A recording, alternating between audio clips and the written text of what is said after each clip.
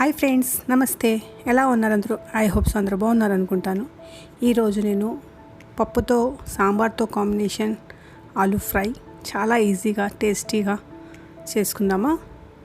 దీనికోసం నేను ఇక్కడ 3 ఆలు తీసుకున్నాను, అంటే 1/2 kg తీసుకున్నాను. దానికి చిన్న చిన్నగా కట్ చేసుకుందాము. మరీ పెద్దగా మరీ సన్నగా కాకుండా మీడియం సైజులో కట్ చేసుకుందాము.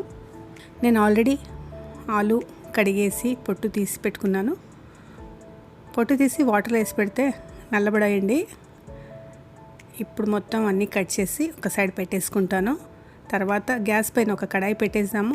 ఇది కాస్ట్ ఐరన్ కడాయి అండి. కడాయిలో కొద్దిగంత ఆయిల్ వేద్దాము. ఫ్రై కదా, కొద్దిగా ఎక్కువ ఆయిల్ పడుతుంది.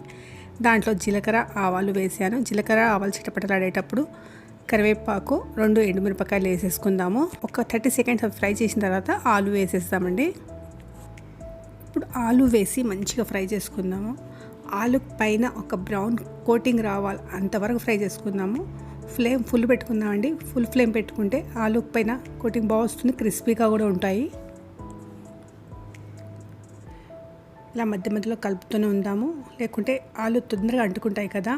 చూడండి, ఆలు పైన కలర్ వస్తుంది కదా, అలా కలర్ రావాలి, చాలా బాగుంటుంది. ఇప్పుడు ఒక మసాలా తయారు చేసుకుందాం. మసాలా కోసం నేను ఇక్కడ 2 స్పూన్ల ధనియాల పొడి తీసుకుంటున్నాను, 1 స్పూన్ జీలకర్ర పొడి, ఒక 1/2 స్పూను గరం మసాలా. కారం వేసుకుందామండి. కారం మీరు ఎంత తింటారో అంత చూసుకొని వేసుకోండి, ఎక్కువ తక్కువ మీ ఇష్టము. ఆలు చప్పగా ఉంటుంది కదండి, ఏ ఫ్లేవర్ ఉండదు. కాబట్టి కొద్దిగా కారం ఎక్కువ వేస్తేనే టేస్ట్ బాగుంటుంది. కొద్దిగంత పసుపు, వెల్లుల్లిపాయలు, 1 గడ్డ వెల్లుల్లిపాయలు వేసుకున్నాను నేను. అలాగే 2 స్పూన్లు ఎండు కొబ్బరి, రుచికి తగ్గట్టు ఉప్పు వేసుకొని గ్రైండ్ చేసుకొని పౌడర్ చేసుకుందామండి. చూడండి, కొబ్బరి ఉంది కదా, దాంట్లో ముద్ద ముద్దలా తయారైంది.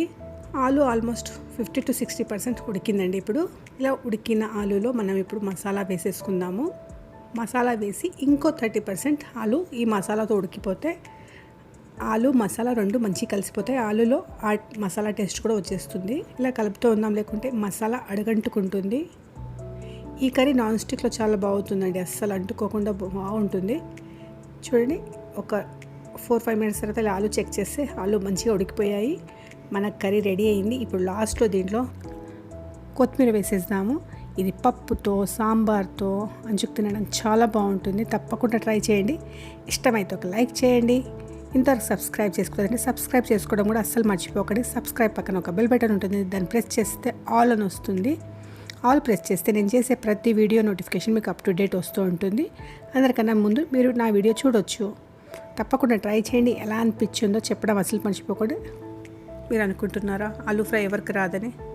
ఎస్, అందరికీ వచ్చండి, నాకు తెలుసు. కానీ అందరి టేస్ట్ వేరు ఉంటాయి, కొద్దిగా డిఫరెంట్గా ఉంటుంది. అందరికన్నా ఫస్ట్ నేర్చుకునేది కర్రీ ఆలూ కర్రీ కదా, అందుకని ఇలా ఒక్కసారి చేసి చూడండి. ఇది రుచి డిఫరెంట్ ఉంటుంది, బాగుంటుంది. తప్పకుండా ట్రై చేయండి.